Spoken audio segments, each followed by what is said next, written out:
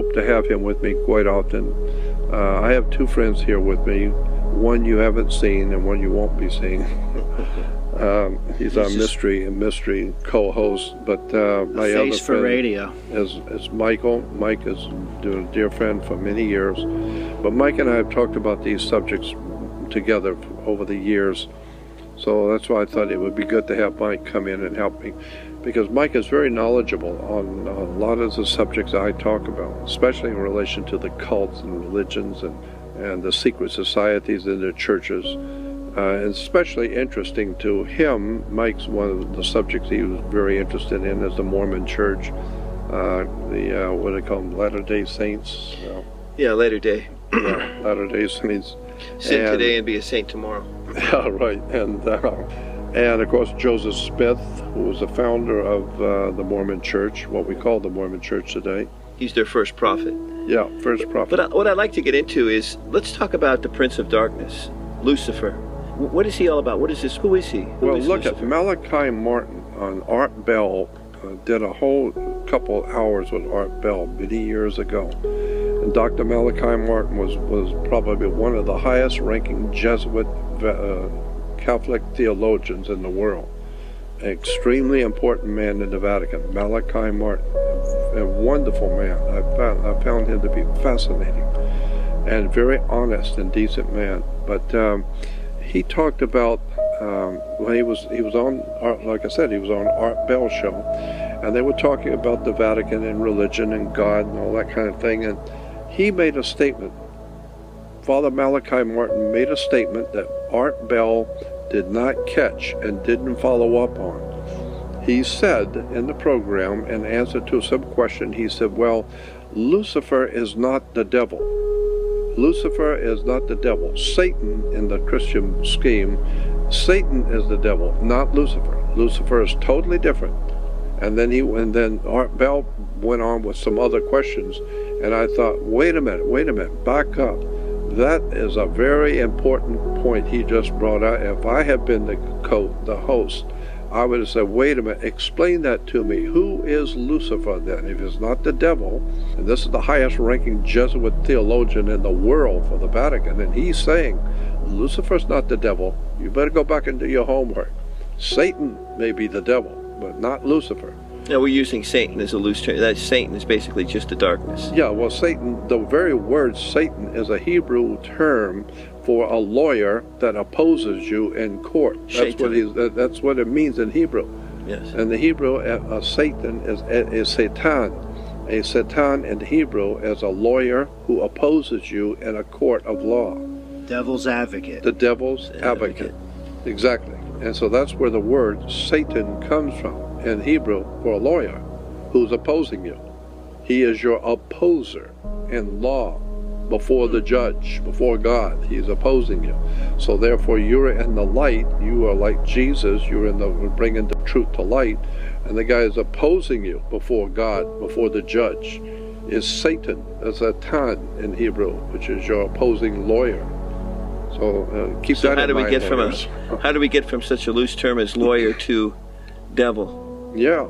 Into the Christian New Testament. Well, because Satan is the opposer, and of course, obviously you are holy and you are wonderful, and therefore your opposer is evil. Obviously, well, your opposer is evil, E-V-I-L. Unless evil wins, and then. Yeah, well, of course, but I would say you take the word evil, E-V-I-L, and put a D in front of it becomes devil.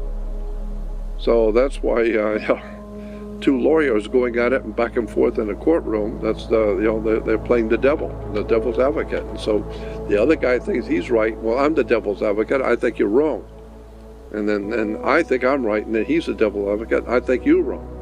And so the judge represents the planet Saturn because he's wearing a black robe. And Saturn was the god of retribution and karma, and he's the god of anything that's Saturnian. Saturnian, my friend here will explain that Saturn was the god of law. It was the establisher of law. So anything that's Saturnian that has to do with Saturn is the police department, the gangs, or mafia, or armies, police, as I said, courts, prisons. That's all Saturnian, because Saturn was also referred to as the inhibitor. He's the one who holds you back. He inhibits you. So let's get onto it. When the judge is sitting on the bench, the bench is a bench in Latin. A bench is a bank, and the reason it goes back to the old ancient world and the ancient Middle East, and they still do it today, and in Egypt. When you're in Egypt and you're walking down the streets with all the people selling things in the street, everybody's sitting on mattresses or pillows, and they have in front of them a long bench on which they have the things they're selling. And so if you stop, which I've done many times in Egypt, buy something, you have to lean down and you're putting the money down, and they're taking the money and giving you the product, but you're doing business on the bench because it's a bench. And so in Latin, bench means bank. So therefore, when we say the judge is ruling from the bench, the judge is ruling for money. He's ruling for the bank. Basically, he's just a referee. Well, that's it. That's all he is a referee, and he's wearing a black robe. That's why when judges walk into a courtroom, everyone rises in the courtroom. Why? Because when a Catholic priest walks onto the altar, everyone in the church rises. It has to do with ancient Roman Saturnian law. Jordan. Yes. In relation to the bank, those judges, they're a branch of the executive department. And if you look on the internet, you will see the president was assassinated. His agents were not the Secret Service, they were Treasury agents. That's who protects the president, is the agents of the Treasury, now known as Department of Homeland Security. And anyone's free to verify that on the internet. So, explain that. Well, you have a judge who's sitting on a bench, which means bank, and the president, his agents are agents of the Treasury Department. That has something to do with money in banks. And those judges are now, since we have, for all intents and purposes, administrative tribunals, they're a branch, they're an arm of the executive branch. The executive branch, the president, is guarded by agents of the Treasury, now known as Department of Homeland Security, because you have to secure the federal debt with something, that's you and me. And then the judges are sitting on the bench. So everything you're saying, when you look at the facts and add it all up, that in point of fact is true in my mind. This is why when you're born, on your birth certificate, on the lower left-hand side of a birth certificate, out the corner, it will tell you that this birth certificate is the property of the Department of Commerce. Precisely. And I've seen birth certificates from the Philippines that say Internal Revenue. And the Philippines at one time were a territory of the United States. And we talked about all this, and getting back to this whole thing about judges and law and Satan. And as I said, Dr. Malachi Martin said that Lucifer is not the devil. Well, you know who Lucifer really is. The Bible tells you specifically who Lucifer is, and he's not the devil. Satan is the devil. And again, devil is simply the word evil with a D in front of it. Like God is the root word for God is the same word for good. So you take a O out of good, it becomes God. God is good, God the is good, devil is evil, right? But who is Lucifer?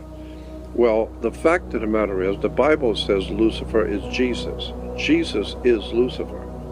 That's in the scriptures. That's in the book of Revelation. Go get the New Testament of the Bible, and in the book of Revelation 22:16, Jesus says, and it's quoting Jesus, and he said, I, Jesus, I am the bright morning star. I'm the offspring of David, and I am the bright morning star. So this is Jesus saying, I am the bright morning star. And that's verified in the Catholic Encyclopedia online. That's exactly right. It will say Lucifer is the planet Venus, and then it refers to also Peter in the book of Revelation. That's right. It finally applies to Jesus Christ himself. Yeah, and the Catholic Encyclopedia, because there are two places. The first one, as I said, is in Revelation, and the other one is in 2 Peter in the New Testament, where Peter says it talks about the bright morning star when he is coming, the Messiah, the bright morning star. Well, look up the word bright morning star in the Bible dictionaries, Bible encyclopedias. Go to any good reference work or any good, what am I trying to say, seminarian library, go to any good seminary library and get the encyclopedias and dictionaries of Christian religion and look up the word Lucifer, and it will tell you Lucifer is Jesus. He is the bright morning star, and the very word Lucifer means bright morning star. Bright morning star means Venus. And when you observe the orbit of Venus over a number of years, it describes a pentagram in the sky. That's right, exactly. And they've been told in other faiths that Lucifer is Jesus' brother. But then again, if Jesus is the Son, we're not talking about a man. We're talking about the literal sun. Yeah, S-U-N. S-U-N. Mm-hmm. And Lucifer is actually the planet Venus, and Set is the Prince of Darkness in Egypt, the Prince of Darkness. And of course, you know, when you get into Christianity, we're talking about the war between light and darkness, between the sun and between the darkness at night. So it's, you know, the darkness has 12 hours to rule the world, and the sun has 12 hours to rule the world. So it's an equal battle, back and forth, back and forth. And this is why we're told that Jesus will return. And he will return. When he left the world in the hands of the Prince of Darkness. Well, of course, when the sun goes down, the Prince of Darkness in Egypt was called Set. That's why it gets dark at sunset. So the Prince of Darkness rules the world for 12 hours until God's Son, the light of the world, comes back and saves us. Yeah, but when you say God's Son, you're actually saying that S-U-N. S-U-N, but you're saying Jesus himself never existed, correct? Yeah, I'm saying Jesus never existed, but the entire story of Jesus in the New Testament, the entire story, from Matthew to Revelation, is a profoundly important work on the world scene. I am saying the Bible and the New Testament and the Bible is an incredibly important story. It's got all the most important knowledge and wisdom and understanding woven into the story of the New Testament, but you have to know how to read it to see it. I mean, that's why it has Jesus himself saying, you have eyes but do not see, you have ears that do not hear, and with your heart you do not get the sense of it.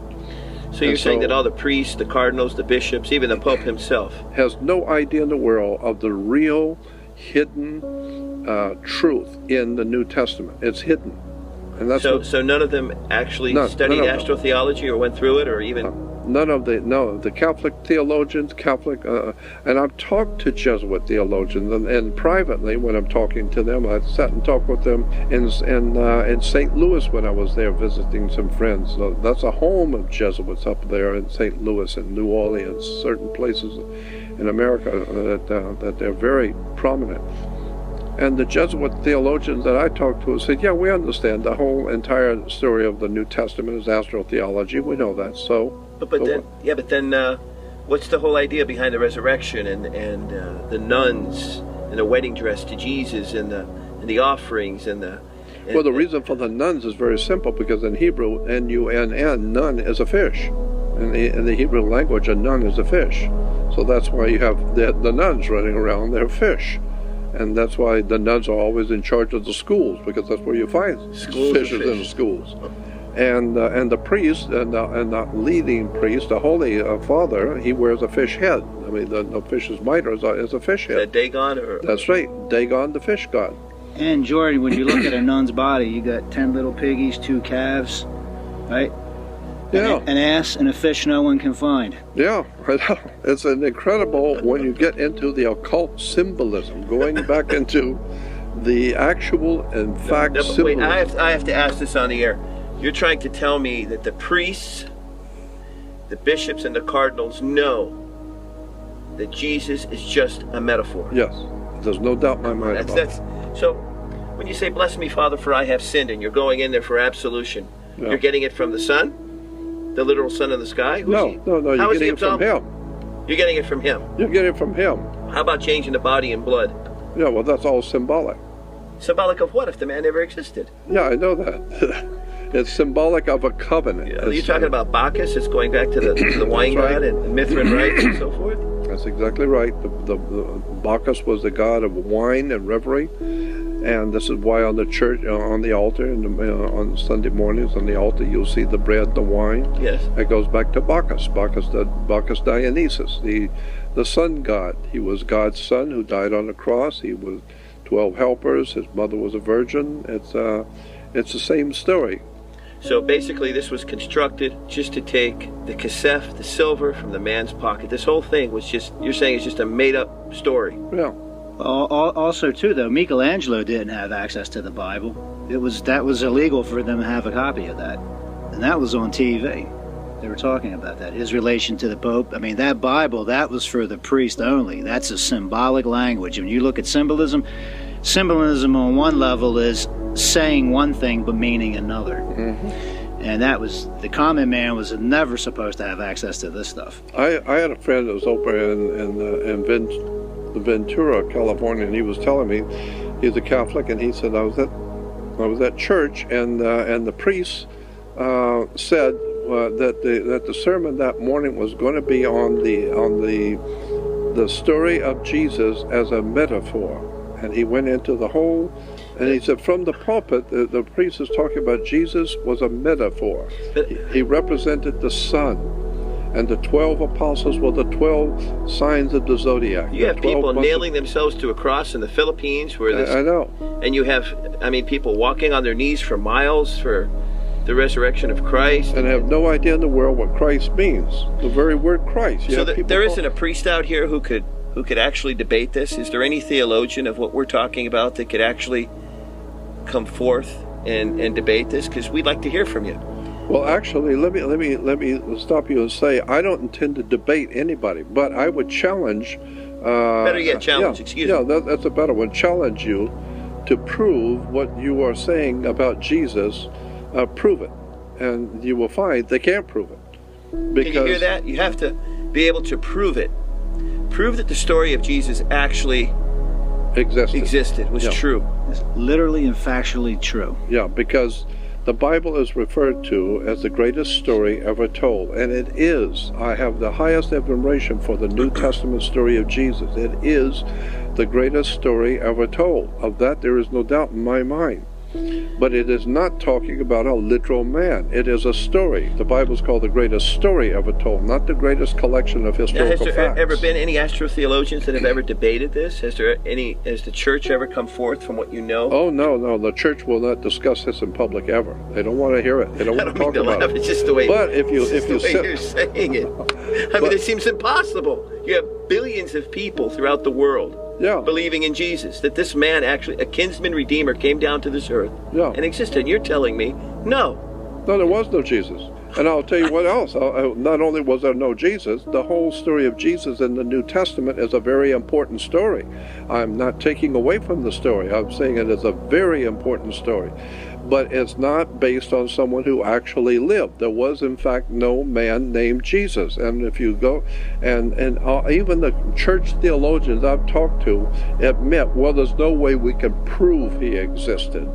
It's a faith. That's what we call it. We have faith in Jesus. We have faith in it. Well, yeah, but if you're going into court, in a federal court, and your life is on the line, you don't want to go in there and plead your case on the basis of faith. Well, I just know this is true. No. You better bring in facts. You better be able to prove it to a... So the Sanhedrin who put him to death, who came forth, I think it was the Sanhedrin, correct? Yeah. Who put him to death?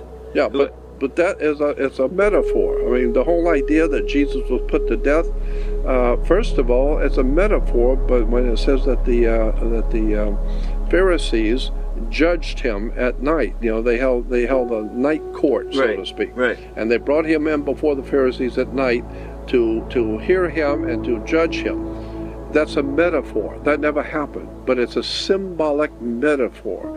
And what it's telling you, what that story is telling you, is that Jesus said, I am the truth and the light. Okay? No man comes to the Father unless he comes through me.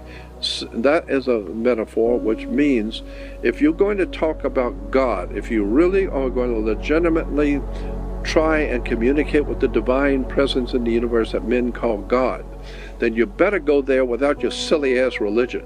You just forget your silly religion and all your ideas and theology. You better go before God with spirit, the right spirit, and truth. If you don't have the truth, then you better shut up, because you're talking to God. And God knows, and that's why we even say, God knows that this stuff you're pushing in the churches is not truth. It's a belief system. So if you're going to go before God, you better go with the right spirit and with the truth. And if you don't have the truth, you better stay out of the presence of God. Well, when you go into a church, a Catholic church, the first thing you visually see is the crucifix, a man dying on the cross, and the 12 stations of the cross. Yeah. How he died, the 12 stations. 12 seems to be a very important number. Again, 12 stations, 12 signs of the zodiac, 12 months of the year, God's Son.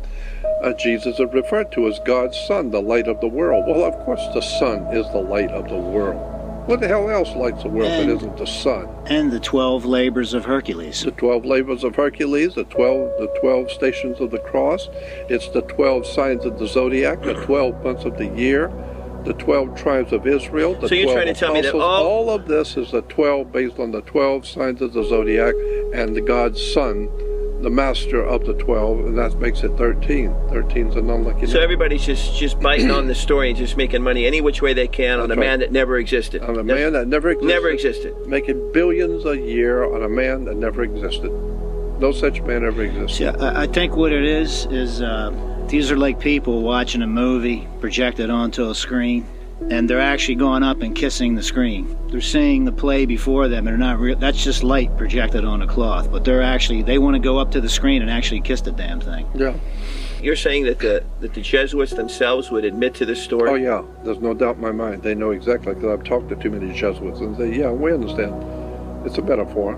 And I said, did you understand the whole astrotheology metaphor? Absolutely. Yeah, we know that. And I said, well, why are you allowing people to believe that there really was a man named Jesus? And he said, look, it's a religion, it's a conceptual idea, and you have to give the people something to believe in. So we take the story of the old astrotheology story that you're talking about, and they put it into human terms. So when the sun dies on the cross is the north, east, west, and south, which is news, NEWS, north, east, west, and south. Right. Which is on the four corners of the zodiac: spring, summer, autumn, winter. So it's the 4 points on the compass, and the sun dies on the cross because it's a southern cross. When it crosses into the southern sky, the sun stops on its lowest point on December 22nd, and down south, and so there's a configuration of stars, a constellation in the southern hemisphere called the Southern Cross, and the sun is on the Southern Cross when it stops and doesn't go any further. On December 22nd, 23rd, and 24th, the sun stops and does not go any further. And where it stops right on what we call the Southern Cross. So therefore, the sun is dead for 3 days on the cross. Yeah, it's the Southern Cross in the constellation of the Southern Cross in Brazil, in South America. And so then that's for 3 days, the sun stays on that same cross, December 22nd, 23rd, and 24th. But on the 25th, it moves 1 degree northward, 1 degree. The U.S. Navy has instruments that can tell you it just moved 1 degree northward, which means it's going to begin its annual journey back to the northern hemisphere. So they say the sun. So we say God's Son is born again. Born again. It's starting to move. Let me ask you a question. How about all the martyrs? How do you get away with Matthew, Mark, Luke, and John, and all the other apostles who supposedly died? They have all the shields up. One was burned to death, another one with arrows, another one fed to the lions, and so forth. Is that just stories? Did that actually happen?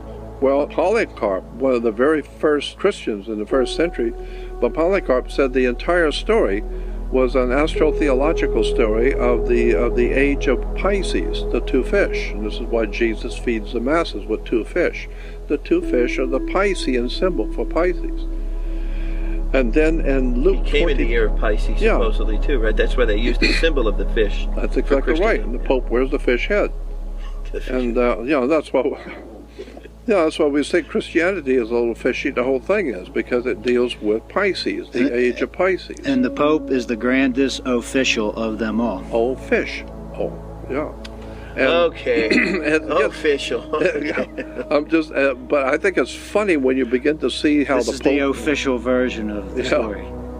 The whole thing is fishy, and the word "nun," as I said, "nun" is a word for a fish. But aren't these words also involved in astrology? Like you said, you have a cardinal point. That's right. A lot and nun, and I've heard that almost all the words used in the church actually come from Astrology. Oh, absolutely. It all comes from astrology. As a matter of fact, the very word church, you know how many people go to church and have no idea where the word church comes from? Where's it come from? The word church in English comes from a Scottish word in Scotland.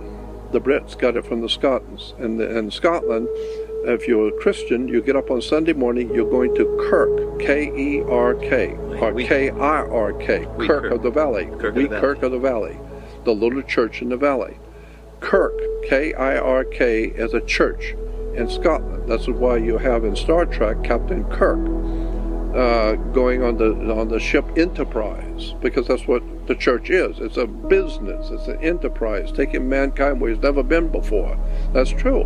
They've been taking mankind for years. For about 2,000 years they've been taking them where they've never been before. Yeah, they're still taking you. They're taking your money and taking everything you own. Yeah. And why are churches called? And so therefore Kirk, it becomes church in English, but Kirk in Scotland goes all the way back to the Knights Templars during the Crusades, when the Vatican sent the military into the Middle East to take the Jerusalem back. There was a war going on there. They called it the Crusades. Well, in the Middle East, there was a goddess named Circe, or Circe, C-E-R-E-S, C-E-R-E-S, Circe or Circe, and she was referred to as a goddess, Mother Circe. And so the Crusaders, the Knights Templars, the Masonic Order of Knights Templars, who were there at the order of the Pope to fight to take back Jerusalem, they learned a lot from the Islamic people. They learned a lot from their enemies about their religion, about the religion of the Middle East, and so it became very important to the Knights Templars, this whole religion of Circe. And so they brought that back, and when they came back into England and came back to Europe, they ended up, the Knights Templars ended up in Scotland. And so they brought with them all that stuff that they had learned from the Assassins and from the Islamic peoples and all these religions and cults. And another thing, too, about that, Jordan, the stars' names are in Arabic. Yes, that's right, they are in Arabic. Well, what do you mean the stars' names are in Arabic? The stars have Arabic names. Like this gets into that star Merak, what gets into the real name of America. Merak is a star system, is a star called Merak, from which we get America. That's where America comes from, is from Merak, the star. But anyway, let me go on with this. So when the Knights Templars came back into Scotland, they brought with them the worship of the goddess Circe. And so Circe becomes Mother Circe, or Mother Kirk, or Mother Church. So Mother Church is Mother Kirk, Mother Circe. Now, what's important about that is that Mother Circe, in the ancient Greek world, the ancient Greek religion, Mother Circe was a goddess who was able to hypnotize people and take their minds from them, hypnotize them, and under a trance bring them into her home. This is in Greek mythology, Mother Circe. And bring the people into her home after she took their minds and manipulated them through magic. Then she would close the door behind them and turn them into animals and feed off of them, eat them and feed off of them. And they would feed her. And so that's exactly what the church has done. The church manipulates people's minds and puts them into a trance, and it's a holy of holies, and you're going before the holies with all the candles and the Lord's presence and all of that, and people get sucked into this, and they go into the church, Kirk, Circe, and Mother Church then closes the door behind them and takes away their brains, so they can't think, they don't read, they don't understand, they couldn't find a way out of a paper bag, they don't understand anything about theology, religion, God, they can't even read. And so all they know is they're drinking their beer and watching TV and go to church on Sunday. That's all they know. They don't know. You forgot about football. Yeah, I know. And so therefore, this is why churches are divided into denominations, like 50s and 100s. Denominations. Yeah.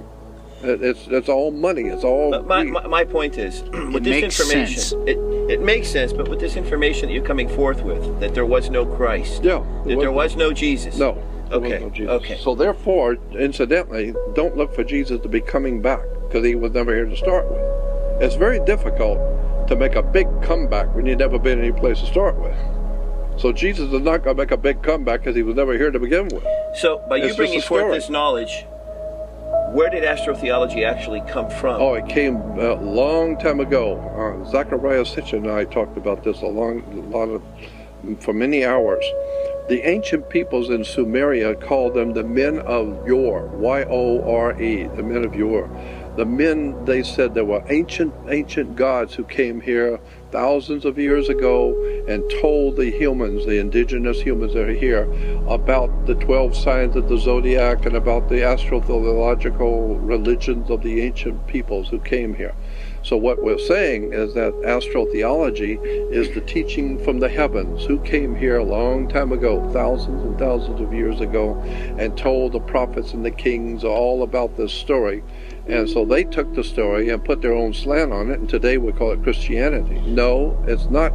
The story of Christianity is a metaphor. It's a symbolic but by story. you saying that, then what actually is going on today is everyone is being conned. Yeah, they are.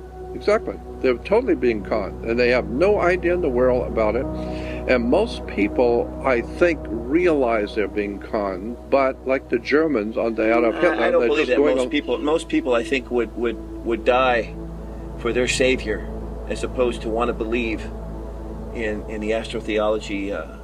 In other words, they would rather have the truth. I mean, they would rather have a lie than the truth. Well, that's exactly what the scripture said. Jesus said, I am the light of the world, and the slave is no greater than the master. What they've done to me, they will do to you. So if you're trying to get to the light of truth with the truth and the light, this is why you have 12 jurors in a jury system. The 12 jurors are the 12 apostles. So when they're looking for his remains or his family remains or Mary or that's just good for Hollywood. That's Hollywood. That's good for business. Keep people agitated to go find the lost Ark of the Covenant. There was no lost Ark of the Covenant. You said that went back to Egypt, right? The Ark of the Covenant. Yeah. It has nothing to do with being Jewish at all. Period. Zero. Nothing to do with being Jewish at all. Jews took that from the Egyptians. The Ark of the Covenant in the Hebrew religion is a story. It has no basis, in fact, at all. It's based on the Ark of the Contract. It's called the Ark of the Contract. Go to the university library, sit down and read about Ark of the Contract. And it was an ark that was a box that had two handles, that had two poles, and the priests would carry it around. And it had two angels or seraphim on the top. This was all Egyptian, and it was all Egyptian, and the ark, it had sacred objects inside the ark, but it was totally Egyptian. Period. Had nothing to do with Hebrews. So they just twisted the story to their. Twisted the story and took it just like the Christians took this whole idea of Jesus dying on the cross. They took that from the Hindus, because in the Hindu, God dies on the cross. Vishnu, Shiva. Brahma, Vishnu, Shiva. I mean, we could go on for hours about this. Where does this, the Abraham and Isaac and Jacob? Are you saying they didn't exist either? Look at one of the leading rabbis in America told me many years ago, back in the mid-60s. I asked him I said, Rabbi, was there in actual fact Abraham and Isaac and Jacob and King David and King Solomon and all these biblical? He said none of them ever existed. Well, what are they doing in Israel when they're up at the wall, or the Solomon's Wall, where they're all talking about Wall Street? Yeah, no. Oh, you don't. Oh, no, they're all over there. They're all bobbing back and forth, and they've. Oh yeah. No, let me tell you what that means. When you see the old, they're bobbing. They're bobbing back and forth. Yeah. Do you know why? Why? Because don't say they have to use a restroom. Huh? No, why? Why are they bobbing back and forth? They're bobbing back and forth because they're mimicking sex, the sexual. Oh, come on now. They're up against. They're mimicking sex up against. Yeah, that's sex up against the wall because God and the Hebrew was both male and female, and so the presence of God to a Hebrew, to the Jews, ask them, is a feminine principle. And the feminine principle of their God, before Jehovah, they changed it to Jehovah, they had the feminine. It was a feminine principle. Okay. And it was called Shekinah. And so, not Shekinah. Shekinah is a feminine principle of creation. And so, the male priests and the male Jews are mimicking the sexual act when they are back and forth, bobbing back and forth. They're having sex with the Shekinah.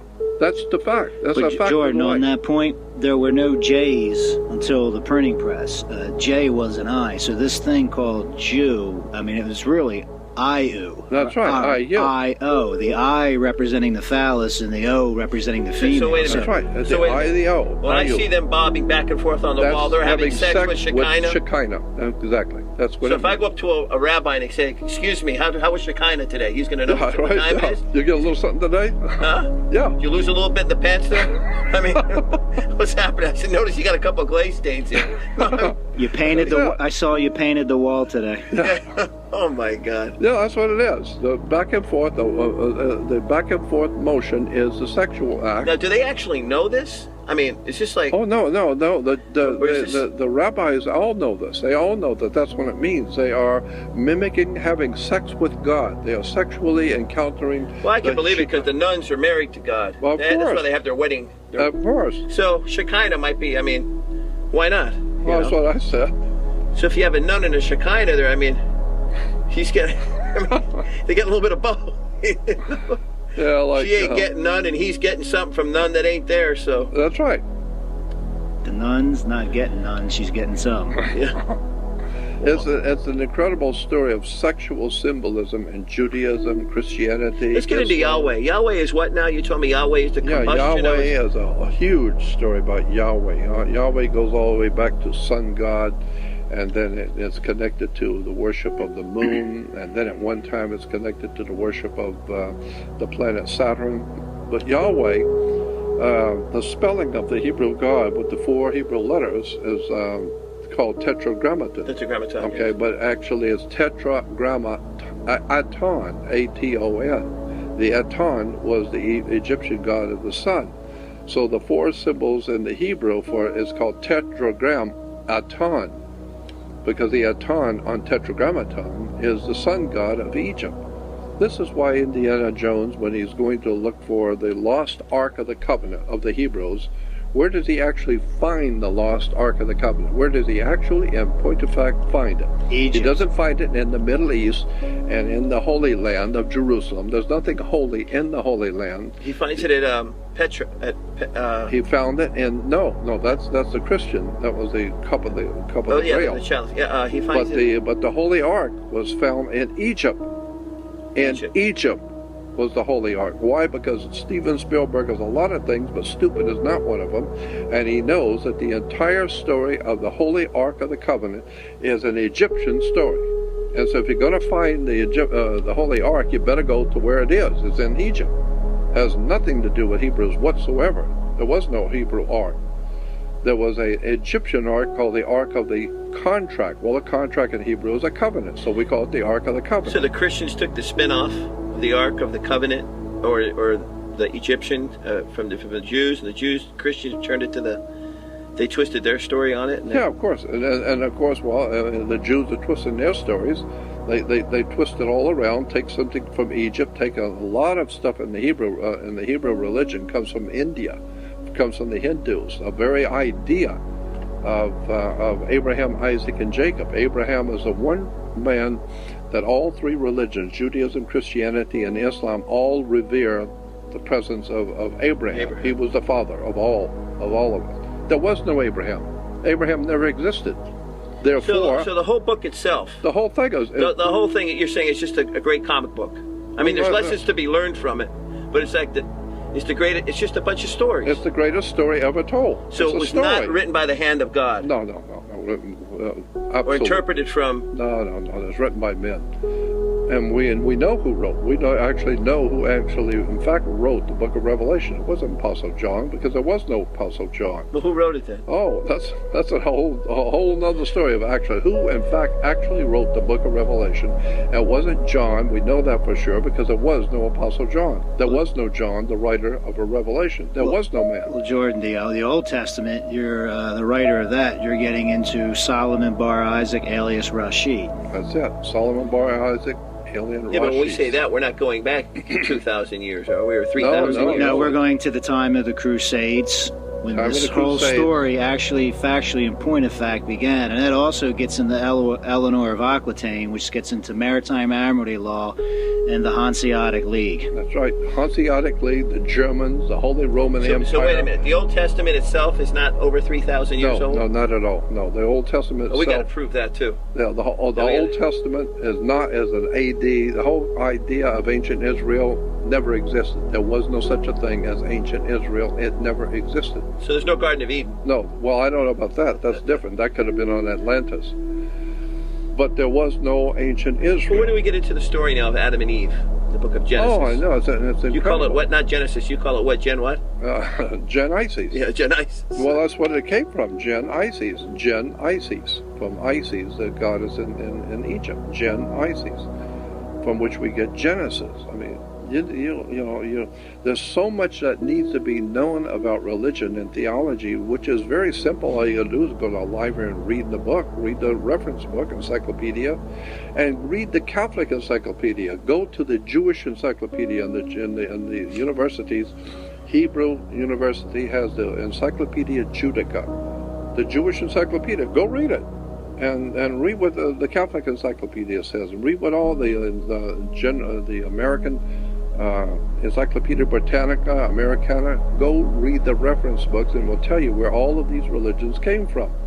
There was no ancient Jerusalem. There was no ancient Israel. There was an ancient Jerusalem, but there was no ancient Israel, and the holy people of the prophets and all that. None of it ever existed. And there are two guys in Israel today, and I've said this on other programs. Two guys in Israel today that are referred to as both of them are highly respected. One is an archaeologist, and I can't remember the other one, but they were both highly respected in their fields, and they wrote a book called Unearthing the Bible, and in which the book, this is written by two Zionist Jews in Israel. I believe one's a professor of archaeology named Finkelstein, something like that. And they wrote a book called Unearthing the Bible, in which they say basically all of the stories in the Old Testament are just that, those stories. There was no Moses, there was no Abraham, Isaac, Jacob, King Solomon, King David, none of this, all stories. There's no proof that any of that,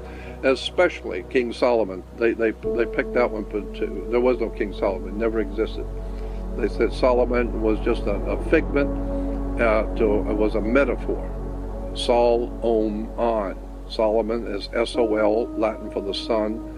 Om, O-M, Hindu for the principle of creation. So and basically, you're saying it's just a big show, it's just a big charade when the Pope is up there and he's reading from the Gospel of St. John, and he's up there and he's Dagon, fish head on, and that's all dressed in his kabbalistic fish head on. It's all corporations, it's all big money, it's all the show, it's all Hollywood. But you realize that if people were to believe in what you're saying, it would revolutionize everything. Everything would just be upside down. It would flip. Well, I would think the world would be welcoming that. It's about time we flip this crap that's going on, all the lies and deception and banking. I don't know, Joe. I mean, the Pope, Rome, up there waving around. Not much different than Elton John being the pinball wizard in concert with the big shoes and, Yeah. It's incredible. It's just sex, drugs, and rock and roll with a different tempo. That's it. Sex, drugs, and rock and roll. That's all it is. The priests wear long robes. And why long robes? Because that's a woman's dress, and they are male inside. That's why the priest represents the Shekinah and the Christian tradition, because he's representing the sexual impulse inside the female wearing the dress. And so he's the male inside the female. And so he's wearing a dress. So he's not doing anything wrong with all these scandals. No, that's right. Nothing at all. Come on, Paulie. God of love. The God of love. That's right. And incidentally, the people will tell you, all Christians will tell you, what God is love. No, it's not love. Love is all you need. No. God is Jove. J-O-V-E. Jove. Going back to Jupiter. Jupiter was Dios. Jupiter in Latin is Dios, which is God. In Latin, in Spanish, God is Dios. Dios is Job. This is why, Jupiter, the planet Jupiter. Thursday. Well, Jordan, on that word Jupiter, once again, in the ancient world, the J did not exist. That's right. It was Iopeter. So it was Io-Peter. So Io, which would relate to Jew, Io, male inside the female, Petar, the phallus. Io-Petar. That's right, and that's that's where we get the word Palestine. The very word Palestine. We talk about the Palestinians. Pala. It goes back to Phala, the Pharaoh. The Pharaoh was a big cock. He was a big male in town. He's the big boss of all bosses. Well, Jordan, on that point, you take the word colonel. There's an R in the word colonel. Yet when you look at how that word spell, it's pronounced with an R, but when you look at it, There's no L in the word kernel. I mean, there's no R in the word kernel, yet it's pronounced with an R, which tells you R's and L's are interchangeable. So Pharaoh will become fallow or phallus. That's right. So Pala, stein. Stein in Hebrew is a stone, a rock. Pala goes back to phala, which is a phallic stone, which is so Palestine means a male erection hard as a rock. Cock is hard as a rock. That's right, it's hard as a rock, Palestine. So when you see the Pharaoh coming, you're about to get the royal shaft. That's where it counts, right where the sun doesn't shine. All of this is sex, drugs, rock and roll, words, terms, symbols, emblems, but it all basically has to do with the reproduction of life, because that is the bottom line. Only God can create life. Well, that's what the male phallic does. That's what males and females do. They create life. And so this whole idea of religion is sex, drugs, rock and roll, and to add the brilliance of the wisdom to it, astrotheology, the rule of the heavens, the sun, the 12 signs of the zodiac, the 12 followers of the great sun. That's why you have 12 jurors in a courtroom, because they help bring the truth to light from the light of truth. Well, Jordan, take that word God, then reverse that word. That becomes dog, as in dogma. We all know dogma has something to do with God. Yeah. Now you have a word called dog, God backwards. Well, G's and K's are interchangeable because you have the word gnosis, which starts with a G, That's right, equals knowledge. So take dog backwards, put a K on it, you get doc. And then in the ancient world, vowels were of no consequence. So doc can very easily, you can change an O to an I. What's doc become? It becomes dick. That's right. I mean, this is why Solomon, Peter, I remember reading the reference works at the seminary libraries. Peter was called Simon Peter. And it goes back to the phallus. Peter. That's what we even say today, guys, but this Peter. So why are they prostrating themselves on the altar when they're giving their life to God? Yeah. They become a priest. Well, that's what they did in the Hindu, and that's what they do in many of the old ancient mystery schools. They lay down and prostrate themselves before their God. So you're saying it's their sun? Oh, yeah, so the sun. That's what we do. So you're saying it's basically sun worship. Well, of course it is. I mean, when you go out to the beach, what do? You lay out there on the pad, you lay out there in the sun. You're laying out and worshiping the sun.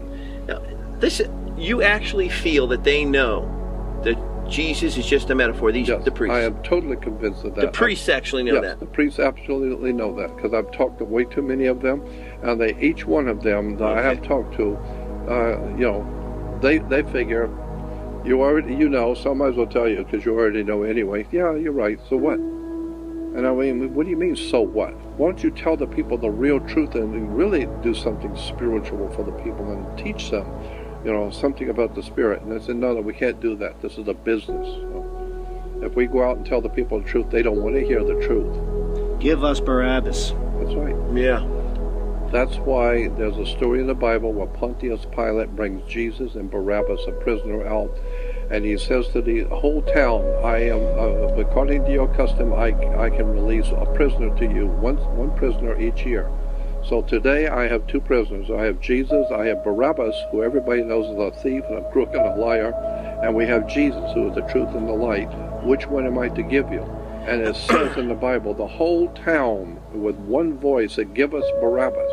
That's a metaphor. It's a symbolic story telling you that when the powers that be, Pontius Pilate, the governor, he says to the world, he says to the country, I could give you one of two things. I could give you the truth and the light, or I could give you Barabbas, a murdering, lying pimp, criminal. Which one do you want? Always, the people will always say, give us Barabbas.